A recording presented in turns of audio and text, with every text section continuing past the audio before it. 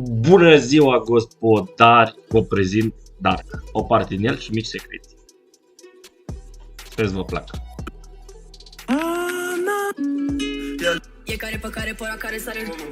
Asta e interfața când intrăm. Nici nu mi se pare, dar pare că ăsta vrea să ne luăm. Care e mai tare, minimale linii pare în difuzoare. Dăm ba ba bom ba ba ba. Așa, și după ce s-a încurcat interfața, că vreau să fac un clip foarte scurt, să vă arăt cum trebuie să vă faceți caracterul. Nu știu dacă este pe alți serveri, nu pot să fac mâna în foc, dar eu n-am văzut. Dați aici și trebuie să vă faceți așa acolo.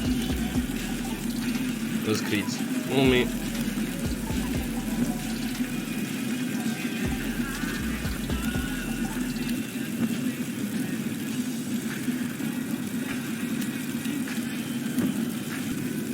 Așa, după ce ați completat datele voastre, nu trebuie să fie neapărat reale, dați intră de server.